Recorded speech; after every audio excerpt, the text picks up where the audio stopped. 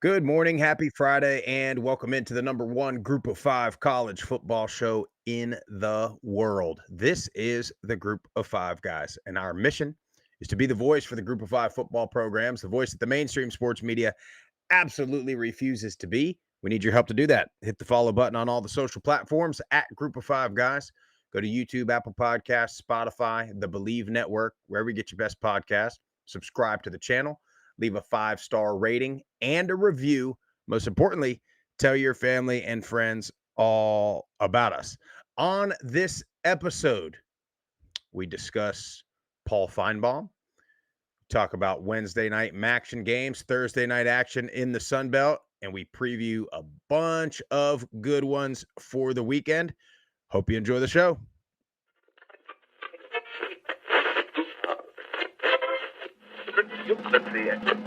This is the Group of Five guys, and we are coming to you live.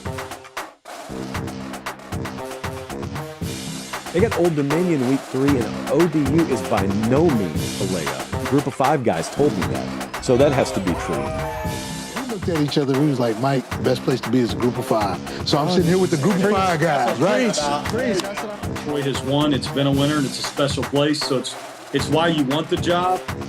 But it's a ton of fun to watch a guy go to the NFL from a Nevada or a Colorado State or a Middle Tennessee or an App State, and fans follow that kid. It was across there. You want to have this thing packed out, have the student section packed out, giving those guys hell on the sideline. I mean, that's part of it. I mean, win or lose, like we're winning the tailgate. There's no better place to be developed in this country than Boise State.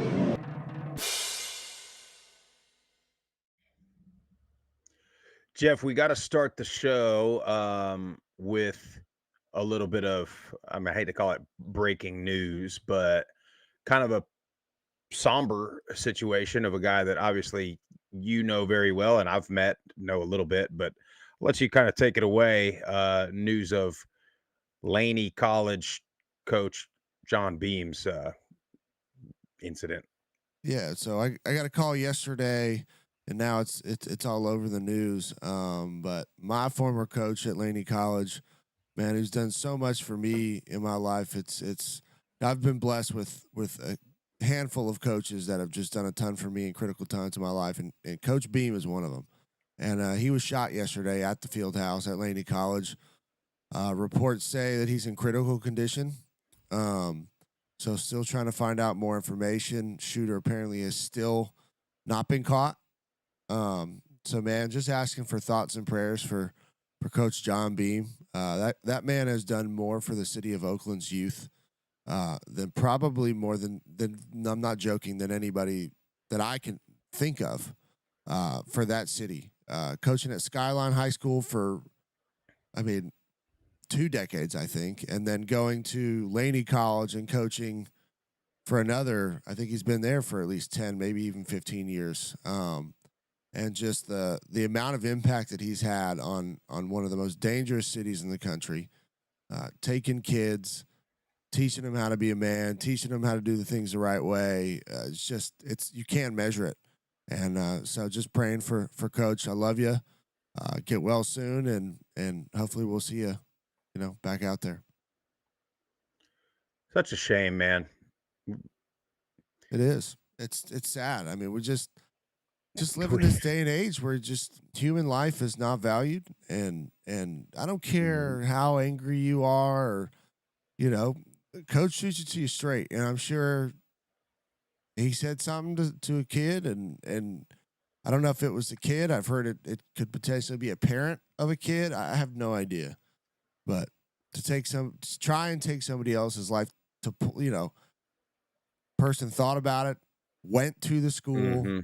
And tried to take him out. So it's crazy, man. It's a crazy world we live in. Absolutely is. Well, we pray he pulls through, and pulls through with a better than ever. Can't wait to see the whole, what is it, Jeff? 2 claps and a ready. That's right. 2 claps, yeah. ready. Hopefully we see that sooner rather than later. But God, dude, what are we doing? We got here and joke about a lot of stuff, especially football, right? It's football. At the end of the day, it's just a game. you Yeah. know? And but I tell you, man, I know we're seeing it more and more across this country, especially, but we gotta get people in church, buddy. No, ain't we no gotta doubt. we need some help. But anyway, we got a lot to talk about. Had some games in the middle of the week, and we also had a viral clip that we've talked about, we've tweeted about, but we hadn't talked about it on here yet. And like every other Monday, Wednesday, and Friday morning, Jeff, I got a big problem. I, because this guy, Paul Feinbaum, I mean, first of all, can I just say this guy is now, I mean, he is now I've been saying for many years now that the sports media is way worse than political media ever thought about being. And this guy, Paul Feinbaum, is like, if you were to take get us in trouble here, Jeff. If you were to take the worst talking heads in political media, right? If you take Don Lemon, Don Lamont. Rachel Maddow, Bill O'Reilly, you put them all, you wrap them all into one. That's Paul Feinbaum talking about SEC football. There's no doubt. And the clip, I'm sure everybody that watches this show has seen it. He basically, to paraphrase, I can play it, Sprouse. If you can play it, I'd love to hear it. You may not be able to hear it, but I'm pretty sure everybody else will be able to hear this. So tell me when it's over. All right.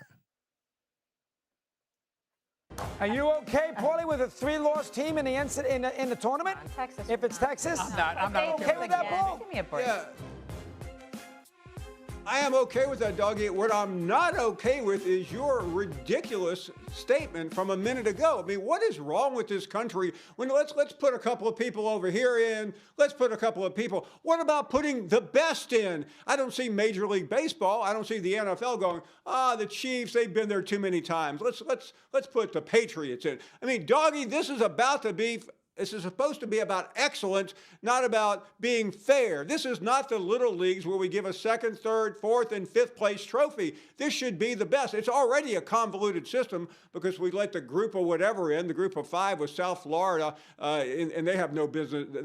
That conference, that division really has no business playing. That's like letting the AAA best team in to the Major League playoffs. It doesn't happen in any other sport, but for you to say, the SEC has too many teams in, and this and that is just patently ridiculous.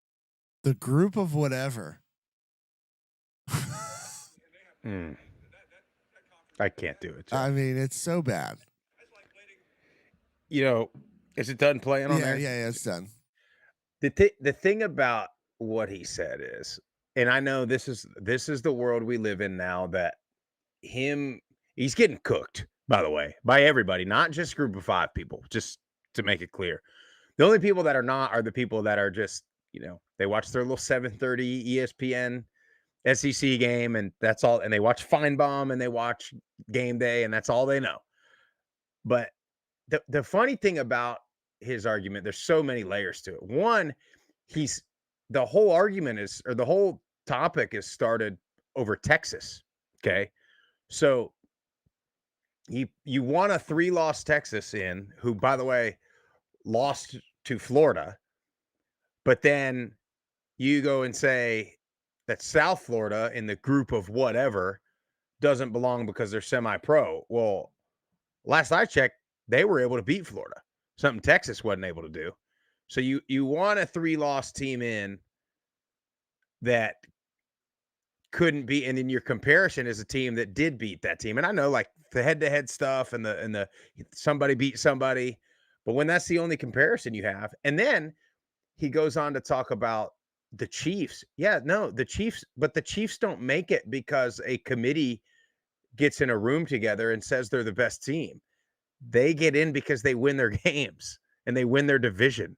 And then they get into the playoff, and you'll never believe what they do there, Jeff.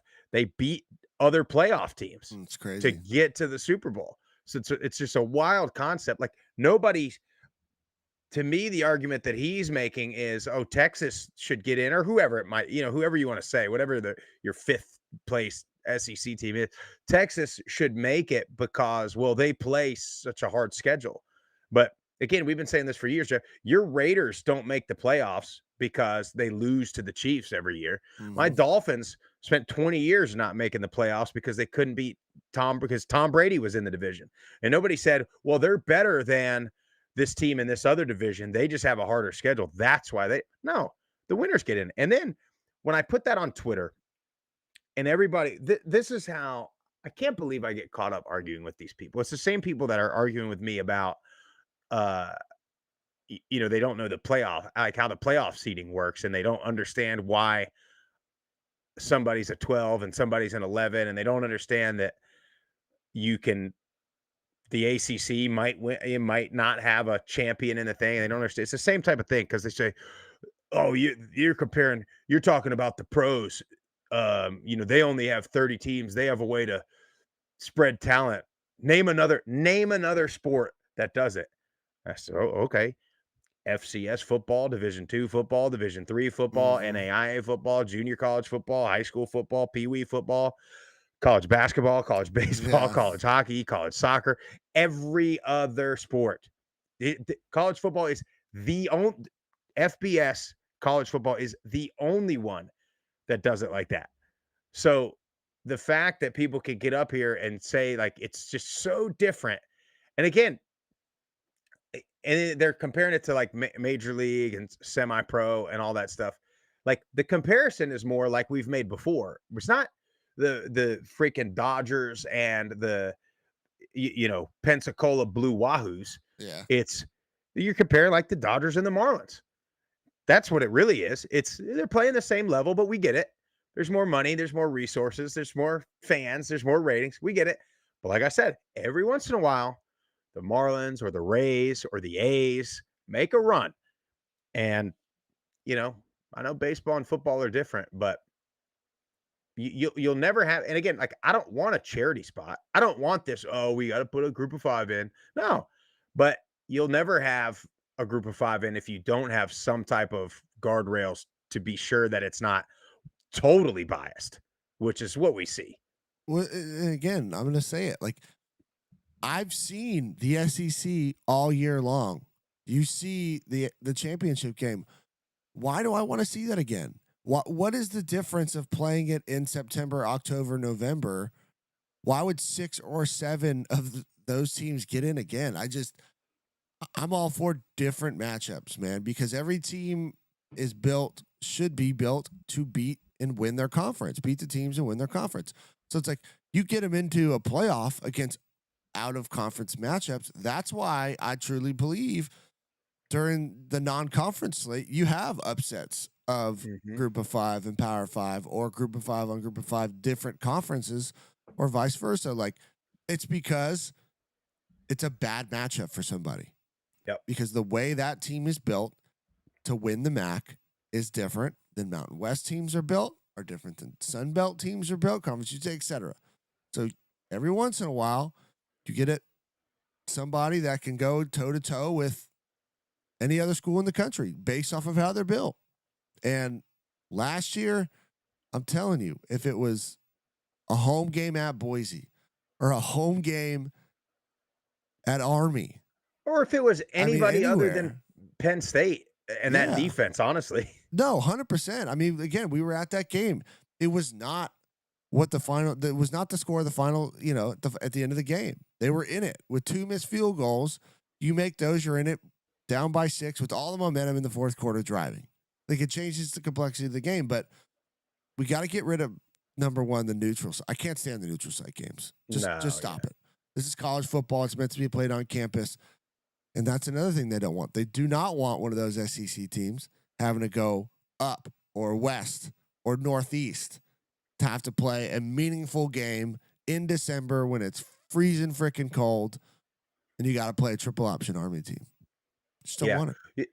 It was funny. And I normally don't get baited on socials, but I was having fun. And I knew, what else is I knew where people were going to go because these people are not smart, by the way. Like, so what argument they're going to make.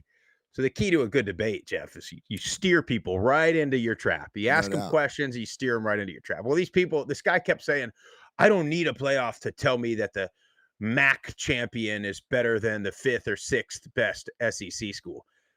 couple things. One, it's like, who's talking about the MAC here? There's not a MAC team in contention right now. Yeah. So they always do that. They always use like the extreme. It's like politics, right? They always use the very extreme of like the worst case scenario as if that's the standard and that's the policy. That we don't need. I learned that already in weeks 1 through 3. That's what he said, something like that. So, okay, well, we learned from weeks 4 through 13 that the 5th and 6th best SEC schools are not better than the best SEC school. So why do we have to put them against each other again? They've already played twice, or half of them played twice by the time the championship's done.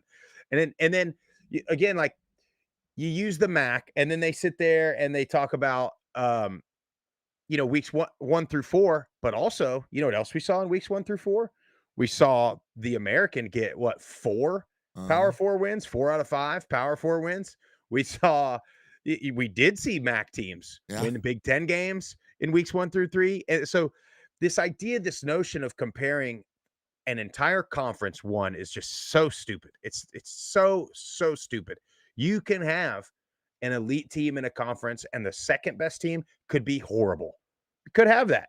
You kind of might have that in the Sun Belt this year. Yeah. You know what I mean? And so you might have it. You might have it in the ACC, and that team that might be so much better according to the polls is not going to win that conference. So now what? Oh, we talk about it all the time too. Like the Sun Belt, I mean the American this year too.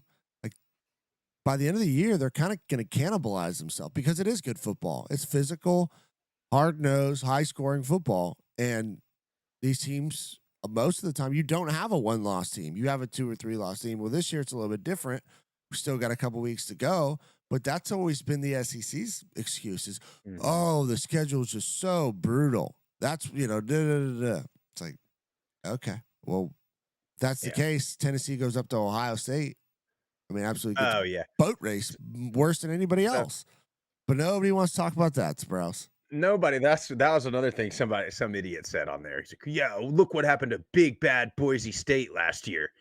And I said, they lost almost as bad as everybody else in the second round. Yeah. I mean, we've been talking about this now for almost a full year cycle here, but like everybody, that's the only game they use the Boise getting beat. They use Indiana getting beat, and they use freaking SMU getting beat. Why? And they don't ever mention Tennessee getting beat. They don't ever mention Oregon getting beat, getting smoked. They don't mention Georgia getting beat. So anyway, I digress. We got to talk about some ball, Jeff. Yes, we do. Let's talk about Maction, by the way. How about Matt Drinkle and Central Michigan and the Chips? They are bowl eligible, very much alive in the MAC race. And it was interesting. I think they're a year, maybe 2 years ahead of schedule at this point, because we had Coach Drinkle on the show and we talked about they're going to have this identity. You just knew talking to him, and you knew his background. Central Michigan is the perfect storm. We talked about Central Michigan being this O-line pushing out NFL offensive linemen, old school, physical. You bring in a guy that's from the Midwest, so they love O-line. And then you bring in a guy that's been at West Point for the last couple of years. So you know what you just knew this team was going to be physical, disciplined, tough, hard-nosed, and they're damn doing it. And, you got to give them credit. I don't know if they'll go win the MAC, but you got to give that team credit. And, for Buffalo, you turn it over 5 times, you're not going to beat anybody. And again, they tried to run it. Buffalo did, but I thought they were throwing it all over the place too much. Well, when you have that Central Michigan defense that's up in your grill, Jordan Kwiatkowski, pick 6, leading the team in tackles. And then offensively, Langston Lewis, 6 catches, 118 yards, and a touchdown. Last couple weeks, he has been a big play machine out wide for the Chips, and then they just continue to just punch you in the mouth. They stick to the run game, control the line of scrimmage. It is a fun brand of football to watch, and then I love when they just show Drinkle on the sideline. He just, we just got to spend a little bit of time with him, but damn it, I was like, I want to play for this guy right now. I agree. Fire up, Chips. Yeah, they're rolling. You had NIU and UMass, and I mean, this was NIU looked like the 2001 St. Louis Rams. I mean, they were just they just doing whatever they wanted. Well, they didn't really throw it. They only threw it 8 times the whole game. 2 of them for touchdowns. What, 6 of 8 as a team, 2 different quarterbacks, but they ran for 318. UMass, I don't know. We've been talking a lot about these teams in the Northeast this year, and they're all doing well. Delaware, Temple, the academies, of course, kind of up that way. But UMass, they had not found the they hadn't found the Yukon and Temple recipe of quarterback play and not turning it over. Yeah, I mean, I'm trying to think of all the other kind of new additions to the conferences this year. I mean, obviously UMass is struggling the most, but it's year one. It's the MAC is different. It is. It's not. I don't want to disparage my Conference USA, but I just think coming into the MAC is a little bit different from a physicality standpoint than Conference USA. I do. Yeah. That's what I think. So they got to get some people. They need people on both sides of the ball. Defensively, they can't stop anything that any team they played all year has tried to do against them. And then offensively, it's just as much of a struggle. Well, they don't. The big difference for me is UMass doesn't have this culture of winning that these other schools have had. Jacksonville State comes in. They've been winning, right? James Madison, they've been winning. Whatever level they're at, they've been winning. So, in Kennesaw is kind of the outlier, although they were having some good seasons. 2 or 3 years ago, they had a really good season in the FCS. But UMass they've never really been a winner, and they've been playing independent too. So it's not like they're making a jump up or whatever you want to call it. It's a tough spot, but if they could figure out the recruit, if they could go in there and start recruiting against the Delawares and Temples and Yukons of the world, then they'll get a lot better. They'll have a chance. Toledo and Miami, Miami just nothing offensively. I mean, well, no Finn. Yeah, and that Hessen kid, he had a tough night. He had a tough night for sure. But Toledo, this is what we expected out of Toledo. First time they've done it on the road this year. Yeah, I mean, this was the defense that we've expected all year. It's kind of been a home thing for them, which has kind of been odd because that hasn't typically been Toledo's kind of MO. But they get it done. Gleason's still 2 picks, a bad one at the 5-yard line early in the game. I don't know if he was trying to throw the ball away. It kind of looked like that, but he didn't throw it out of the back of the end zone far enough. So the guy picks it for Miami. Like, this could have been worse than 24-3. But Toledo just continues to leave a lot of meat on the bone. And that's what's so frustrating. But huge win, huge conference win, I would say, against a rival. To me, Miami and Toledo, that's a rival. 4-2 in the MAC, still need a little bit of help, but they're right there. And anything can happen in MAC country. Well, yeah, you never know. I mean, in the MAC, if you're 2 games out and there's 2 weeks left, you're in it. You are absolutely in it. So I know Alex, our friend over there at the MSC MAC Sports Connection podcast, he's got his MAC scenarios out. I mean, there's still 8 teams that are still very much alive. And of all the teams that control their own destiny, it's Ball State controls their own destiny right now. Now they got a tough road that they're not going to be favored in, but if they take care of business, you look at Ball State in the MAC championship in Detroit. Last night in the Sun Belt, Troy, everything on the line, chance to have a showdown with Southern Miss to win the West. And you want to talk about egg laying. I mean, they looked bad. I mean, offensively, they couldn't do anything right. Their defense in the first half kept them even somewhat in the game. I mean, just to where they at least had a chance. And then, for me, this is what does it for me. This is what makes me shake my head. And this encompassed the entire game for Troy, right? They get a stop at the end of the first half and they get a very short punt. And they get the ball in Old Dominion territory. I think about 30 seconds to go. They have a timeout left. They run 2 plays, they take their timeout into halftime, and then they miss a field goal. So they run 2 plays. It takes 25 seconds off the clock. Now, one of them, you had Crowder had to run. He had pressure. He ran. But take the timeout. All this analytics, Jeff, all these things that we have, all these charts that we have.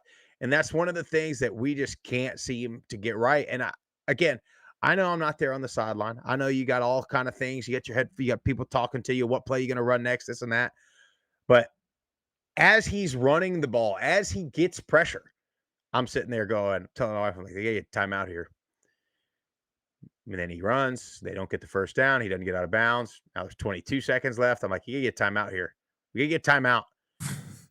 20, 19, 18, 17, 16. About 12, 13 seconds come off the clock before they run the next play. Then they run and they throw it. They get a first down. They get out of bounds, but now there's 5 seconds left. So you got kicked. So, and then they missed the field goal. To me, that was a synopsis of the entire game. They had nothing in the run game. They ran for 26 yards as a team. I think we have nothing in the run game, and then you're playing a quarterback that hadn't played in several weeks. I think that's a recipe for disaster. Yeah, I'm not. That sort of was head scratching to me. Tucker Kilcrease has played very well in Crowder's absence. Sometimes you got to go with the hot hand, and they chose not to do that. Played Crowder, and I felt like they looked rusty. And then on the flip side, Kojo, man, 3 total touchdowns. Those JUCO, we were talking JUCO at the top of the show. Those JUCO receivers continue to produce, and Trey Brown and Ja'Cory Thomas. Defense, pitching a shutout, holding Troy to 26. That's crazy. That's video game high school like stats at the Division I level. So shout out to ODU, that defense.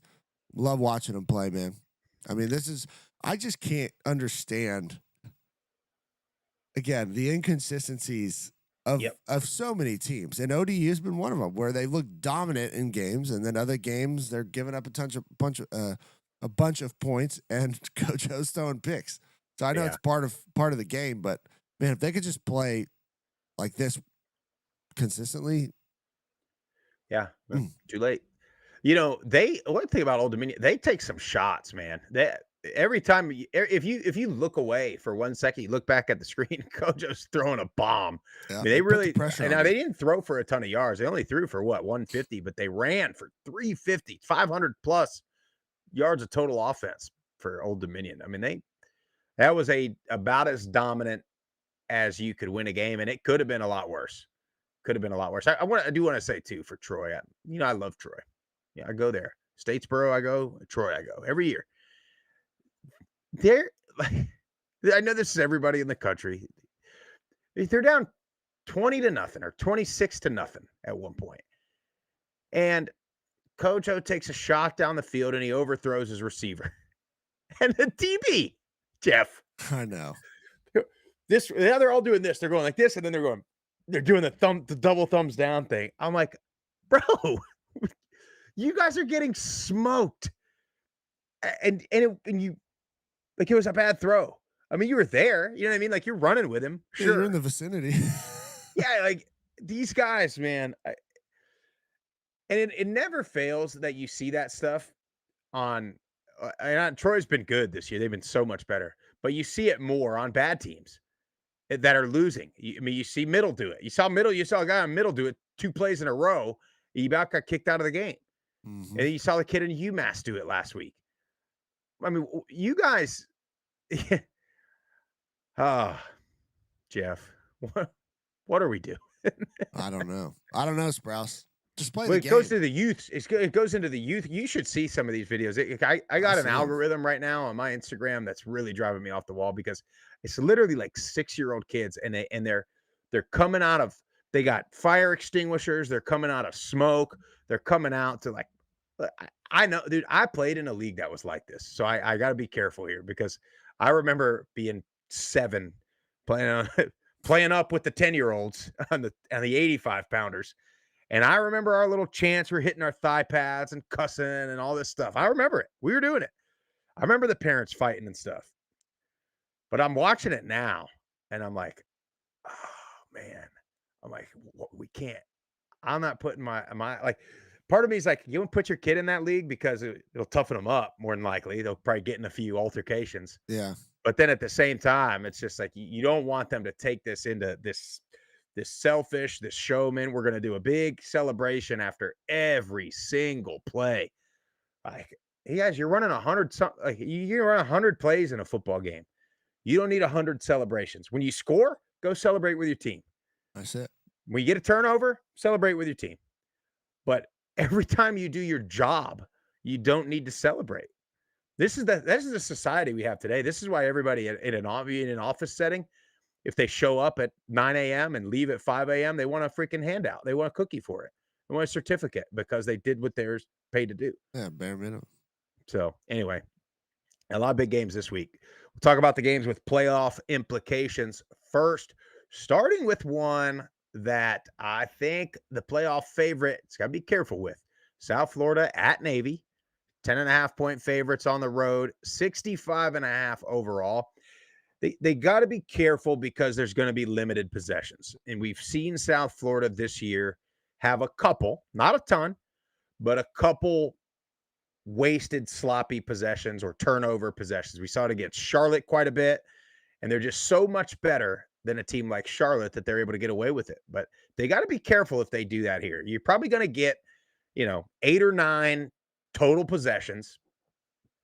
I mean, if you fumble away 3 of them, you just got to be really careful here. Now, I do think, what's the situation on Horvath? I've seen where he was still kind of day to day. I'm surely he plays in this game. I mean, you would think.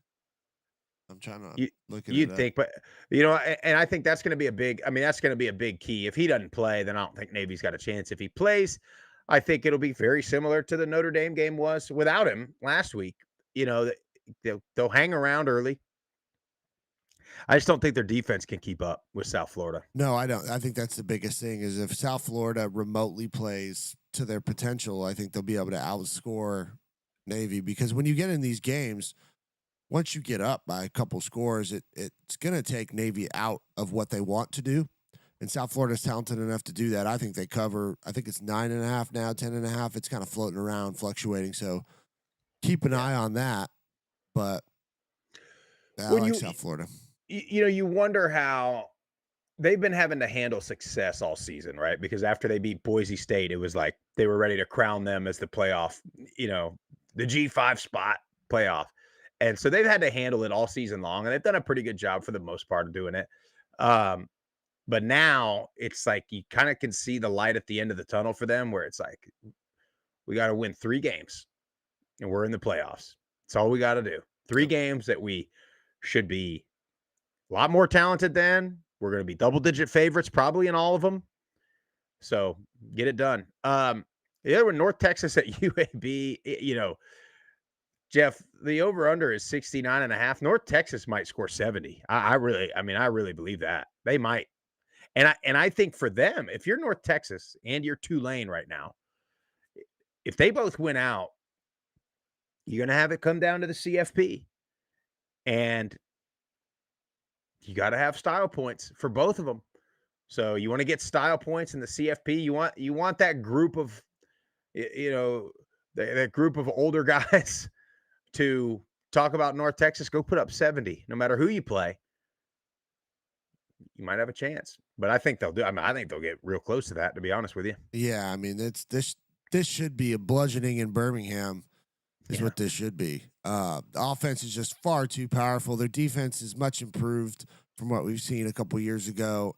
UAB just doesn't have much at all offensively.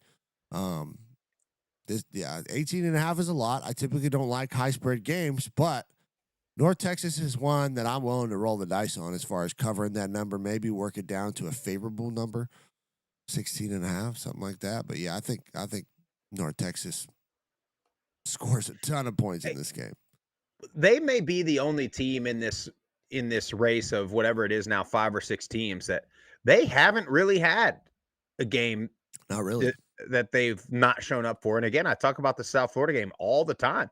They were going toe to toe with South Florida. They were beating South Florida for a little, and then it was that little middle 4 minutes. Normally it's like that middle 8. It was the middle 4 minutes where they let South Florida score 4 times. And then you go over to the other side of Tulane, FAU coming to Tulane for homecoming. Tulane 17.5-point favorites. I'm going to tell you, man, they better not sleepwalk through this one because they've done it more often than they haven't this year. I know they're riding high off of last week, but they got to be real careful here, Jeff. That's what worries me about this game is we have not seen the consistency from Tulane. Of course, yeah, they looked phenomenal last week, but they better be ready because this offense with Veldkamp and those receivers, that Kitley, like they have been rolling the last few weeks as far as scoring points. Now, defensively, still not being able to stop a lot of people. And then what Morgan in the chat says, Veldkamp is dinged up. He's been kind of dinged up all year. It's definitely something to keep an eye out for, but Tulane wins this game. They should. Top to bottom, they're a far better team. Defensively, we know what Tulane has, especially on the defensive line. But I'm just saying, you better be ready to go.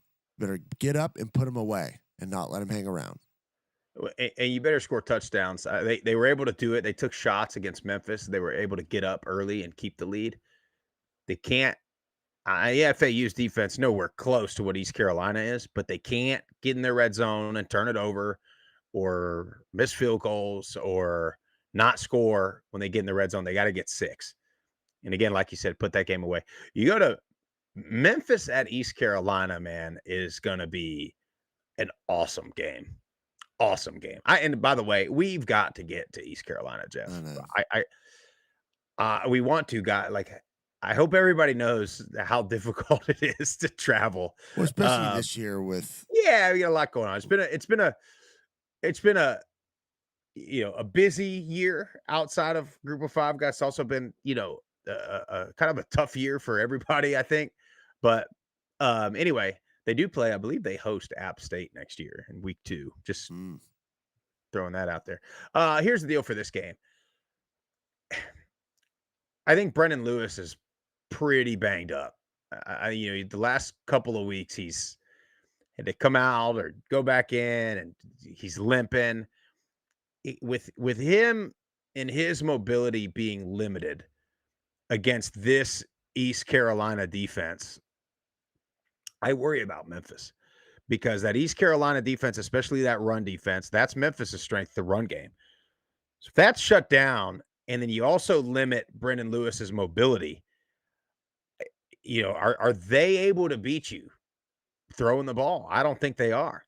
I got to tell you, Jeff, I like the Pirates here. I do too. I'm just worried that Vegas hasn't favored. That's what worries me because the defense is stout. Hauser has done a much better job this year of protecting the ball, keeping that offense on schedule. But Memphis has the athletes to go toe to toe, especially on the defensive offensive line. So this is going to be a physical smash mouth football game. It does come down to Lewis. He has thrown the deep ball pretty well at times this year. So if he can't run around and make plays, which is a big part of his game, that does worry me. But for some reason, the fact that they're dogs on the road makes me kind of want to roll with Memphis here. I don't like it. Yeah. I don't like it at all, but I might go Memphis just because if we had a home dog situation and the Pirates were, it was flipped, I'd go Pirates all day, but there's just something about Vegas just has me. Yeah. A little nervous. Yeah. It has me nervous for the Pirates. It does. Well, then you go over to the Sun Belt. James Madison, the other team in the mix very well. They got App State at home. Whew. You ever think you'd see this, Jeff? 3 touchdown favorites over Appalachian State. Did you ever think you'd see any team in the Sun Belt 3 touchdown favorites over App State. But look, same thing for James Madison, right? You got to make a statement. You got to have statement wins here, because if you don't, and then North Texas puts up 70 against UAB, and Tulane beats FAU handily, and you beat App State 21-12, then when you're looking at that committee and you're talking about whoever they have, wherever they have them at, 28, 29, 30, they're going to say, oh, we like this offense of North Texas. We like 70 points. That's fun. So they gotta make a statement. Now, here's what I'll say. App State and their offense and their turnovers, and especially in the red zone that they've had all season long against this James Madison defense, good luck. I think James Madison does make a statement. I really do. And that's the other part of this, right? App State, yeah, they ain't very good this year. Still App State. It's still a brand. So when the committee that's probably not going to watch the game says, oh, wow. Oh, they beat Appalachian State by 3 touchdowns. Oh, boy, we better rank James Madison. That's what it's coming down to. Yeah, I just want to see this offense for the Dukes get back on track, because they didn't look quite as clean and efficient as they did the last time out. And this is a bit of a rivalry. I mean, it is a bit of a rivalry, I think. Oh, yeah. I don't know how many on that App State roster know that, just with all the new faces and pieces on that team. But James Madison needs a big win. I think they get it. I do. I think they do. Juan, how many turnovers are you guys going to have tomorrow night? He cracks me up, dude. It does. Great. It's great stuff. The other guy that cracks me up is San Diego State John, and I can't wait for his feedback after this game, because you just never I've gone back and forth with this game, Jeff. Boise State is the standard in the Mountain West, and they're really the standard in the group of 5, to be quite honest with you. They are reeling. They are a wounded dog right now. You've got to knock them out. And San Diego State is the team that a week ago I would have said, oh, absolutely, San Diego State is going to freaking put it to the jugular of Boise State for the season. Now, nobody get upset, just for the year. After last week, I don't know, dude. And now, Madsen's not playing. Here's the other thing I wanted to bring up too real quick is, it's funny. We get up here, fans get up here and talk about how poorly a quarterback might be playing. Well, boy, let that quarterback get hurt and see the next guy. And then it's like, oh boy, yeah, that's why he's playing. You know what I'm saying? Or you go watch what Malachi Nelson's been doing since he left Boise. And you're like, oh yeah, I mean, he wasn't better.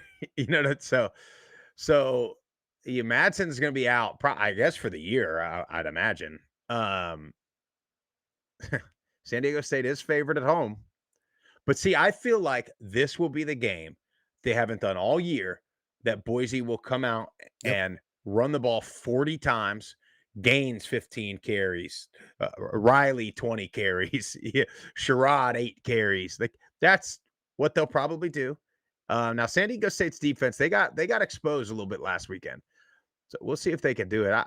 I'm kind of going back and leaning Boise. I know they said 3 days ago I would have taken San Diego State still. Well, the thing is, San Diego State got exposed in the pass game with that run and shoot against Hawaii, and then you had the travel. So I have no faith in the Boise State Broncos, and this would be very Boise State-esque for them to win this game and, still hang around and ruin stuff for other people. But I'm going to go with the Aztecs. I'm going to have a little bit of faith in them, bounce back after a tough loss on the road. I just think that front 7 is very good, and they're not really going to have to worry about Boise pushing the ball down Phillies. They shouldn't. So, yeah, give me the Aztecs at home. -2.5, why not? All right. I'll take it with a knockout blow to Boise State. Yeah, because if Boise State wins, guess who's going to be in the Mountain West Championship again? Yep. Some other games in the American, UTSA at Charlotte. You give me UTSA all day long, Charlotte, and not because of UTSA, just Charlotte. I'm surprised at Charlotte, man. I thought it would be I didn't think they were going to quickly turn around and win the conference, but I thought they would win some games and I thought they would be on the similar path as Central Michigan. That's what I thought. Yeah, I agree. With Tim Albin, but give me UTSA. Oregon State at Tulsa. Tulsa, after that Oklahoma State win, has kind of, steadied a little bit, and they're not that good now. Oregon State ain't very good either. This is a team that lost to Sam Houston last week, so I don't know. Maybe give me Tulsa at home. Yeah, I was gonna say Sam Houston's a bad ball club, and I like what Trey Lamb's building over there. You got the travel coming halfway across the country for Oregon State. I think Tulsa gets this game done. I like their offense. Yeah. They put the pedal to the metal now. Trey Lamb is not scared. He does some fun things, onside kicks, trick plays. So I think they get a win. I like it. Conference USA, you got UTEP at Missouri State. I'll take Missouri State there. 4.5-point favorites, 48.5 over under. 100 miles of hate in Bowling Green. Another year, more misery for us, Jeff. Yeah, but you know what, Sprouse? You know who gets their second win of the season? It's the Blue Raiders. And no. Reports just came out. Nick Vadiato's hurt.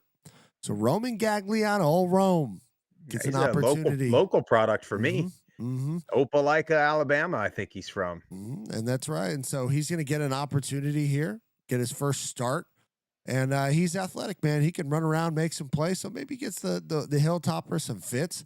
What a game to get your first start in, right? 100 miles of hate. I think there's more. If I didn't have a brand new store that just opened, I'd take my talents up there to support old Rome. Well, yeah. I wouldn't, man. I hate to say it, buddy. It's just the trajectory. The funny thing about Western is, McIver comes in the first couple of weeks of the season and looks like the second coming of Dan Marino. And then and then they go with the other guy, Tisdale, and he looks like the second coming of Dan Marino now. So Western Kentucky, we wrote them off because they lost to Toledo and they were beating teams not as badly as they should have. And yet they're 8-2, 7-2.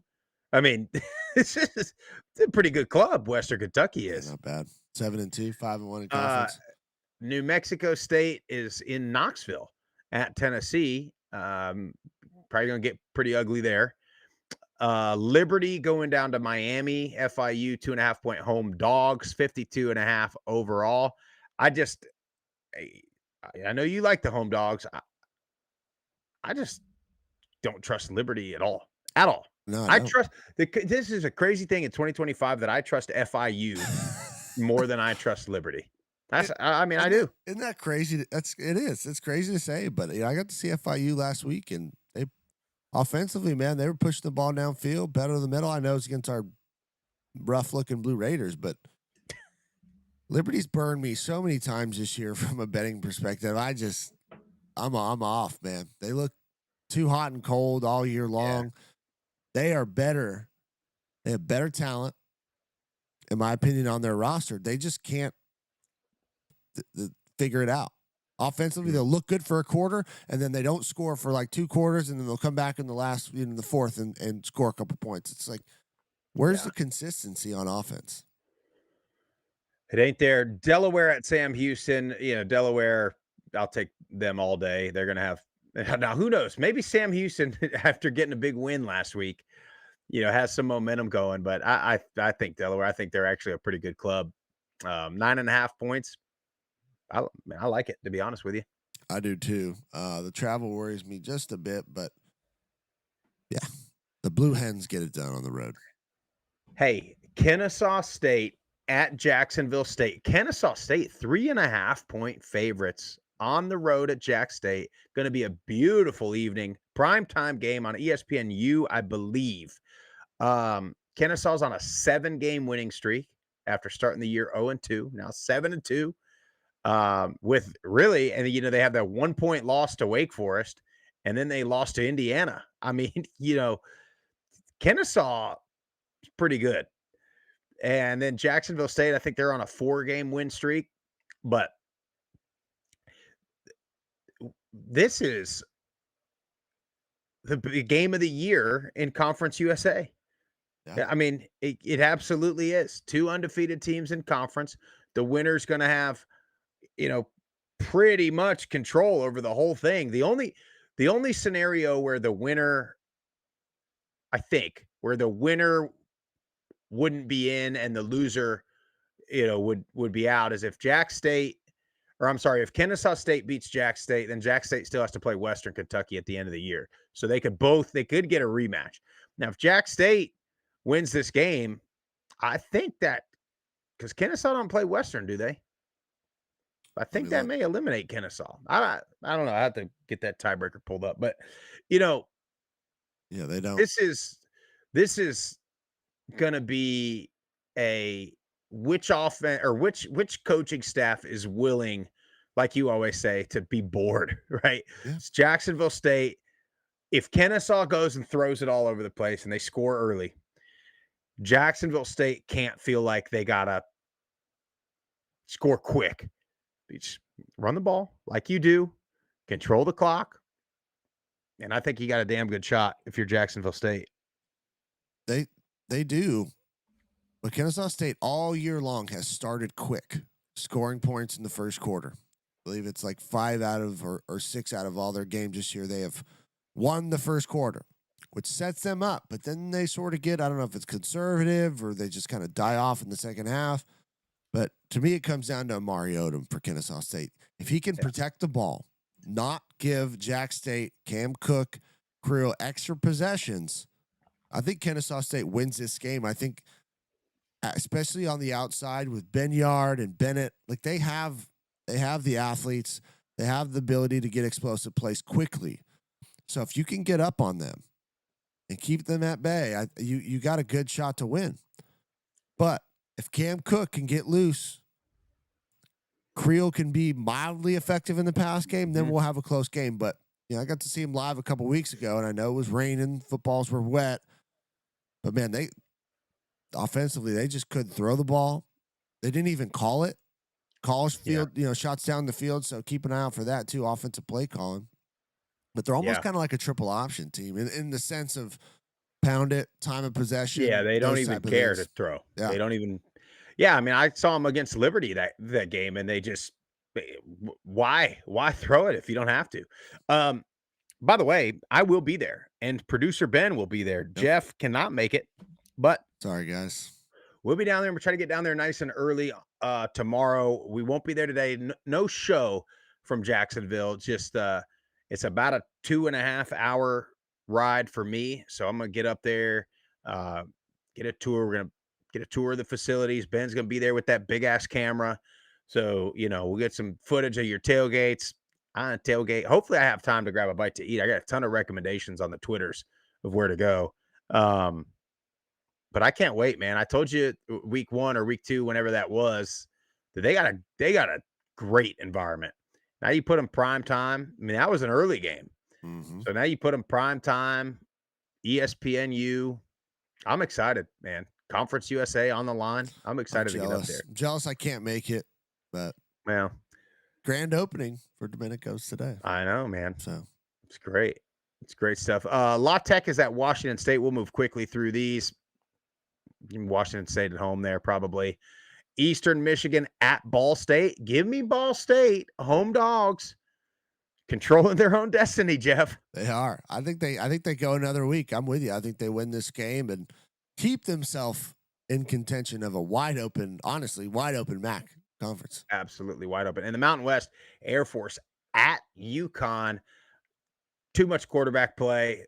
Too much passing for the Air Force. Air Force defensive backs looked better last week. I'll take UConn. Give me Fagiano. What is he at? I think 24 touchdowns, no interceptions picks, now. Yeah. Can he make it through the whole season? Can he get to 30 and 0 picks? Be something special. Colorado State at New Mexico. Yeah, New Mexico's a good club. Lobos are rolling. 2 touchdown favorites. We got to get Eck on the show at some point. Yeah, we do. I think he'd be a great guest. San Jose State at Nevada. Nevada is not very good at all. San Jose State will probably look good in this game. big time game, Utah State at UNLV. I don't know. I'm leaning UNLV. I think their offense can just score whenever they want. They're at home in the dome. I'll take UNLV there. Yeah, I mean, which Aggie team are we gonna get, right? I'm tempted to go Utah State just because you have a little bit of juice there because I know they're talented enough to beat UNLV. But it'll be a good one either way. I love Bryson Barnes. Yep. And then Wyoming at Fresno. I'll take Fresno at home. Close though. It's gonna be a good game, that one. Yeah, that'll be a fun. It's always hard to win in the Valley. Yeah. Going on to the Sun Belt, there's a couple good games in the Sun Belt. We got Marshall at Georgia State. I'll take Marshall, big bounce back win there. South Alabama at Monroe. You know, for about the 5th straight year, South Alabama is the best 2-win team in the country. No doubt.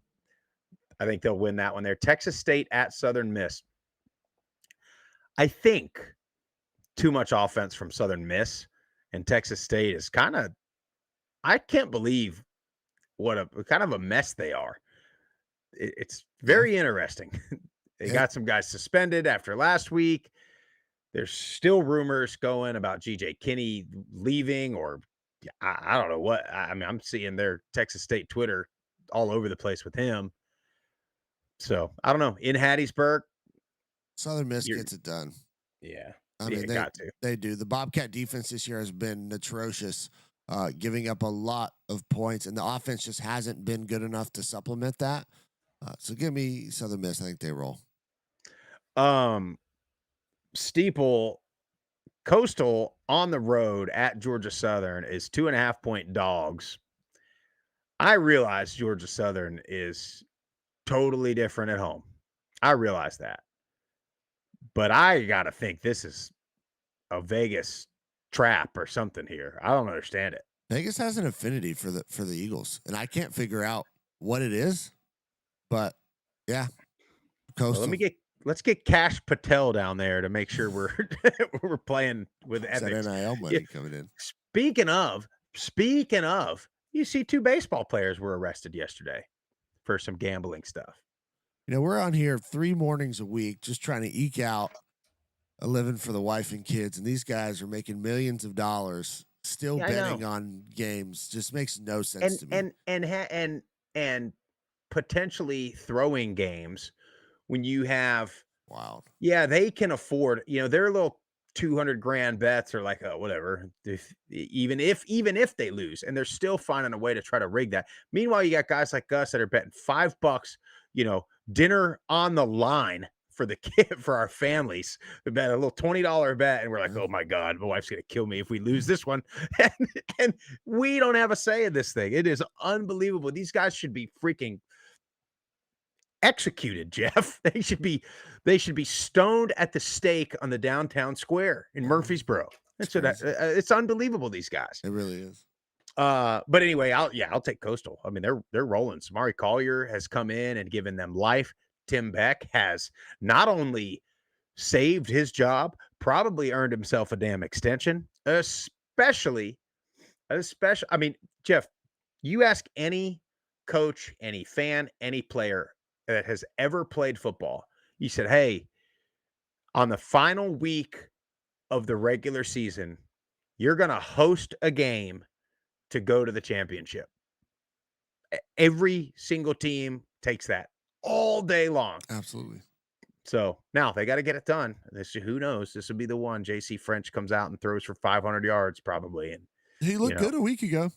Yeah. But anyway, we got one voicemail today, Jeff. Just one. And then we'll get out of here.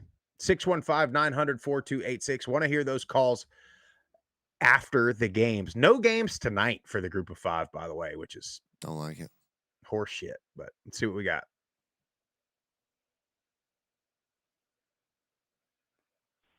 What's up, boys? This is Dan Rocketman Savage. Just calling in to say that Toledo is the best team in the Mid-American Conference. They absolutely drug those Miami Redskins down without Daquan Finn. And I think you guys need to do a little bit of research because I believe he may have quit the team before the game. Didn't practice all week. Maybe had a specified injury.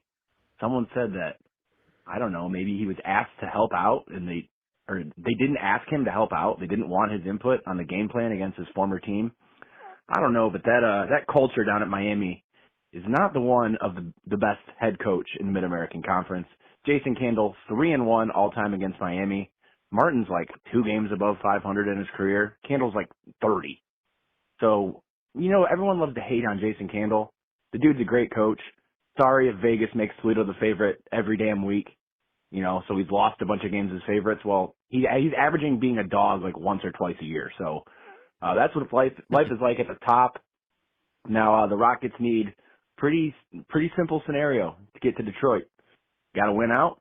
Got to have Western Michigan win out, and you got to have Ohio or Miami just lose 1 game. And that's it, folks. You're going to see the Rockets back in Detroit this year. Book it. Go Toledo. Go Group of 5 guys. Appreciate you, Rocket Man. Yeah, we'll have to look into that. I just read undisclosed is what they said, but maybe somebody can DM us with a little bit of info there. Well, and it appears it was just they didn't rule him out until game time, right? Or right before. Well, that's what old Rocket Man's saying.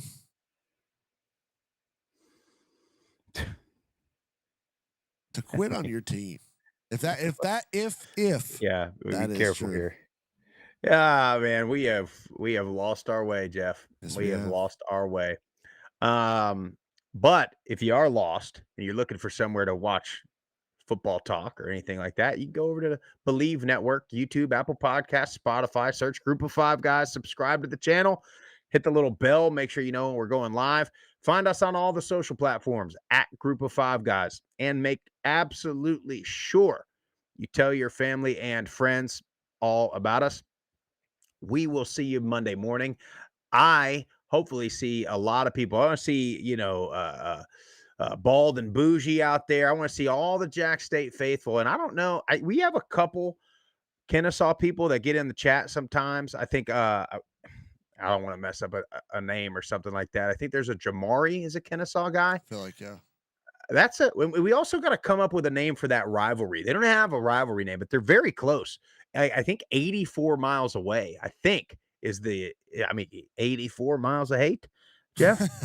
Well, the highway. They're not on I-20. It's like they call it the Piedmont Highway. Maybe that's it. Piedmont Highway rivalry. Yeah. Something like that.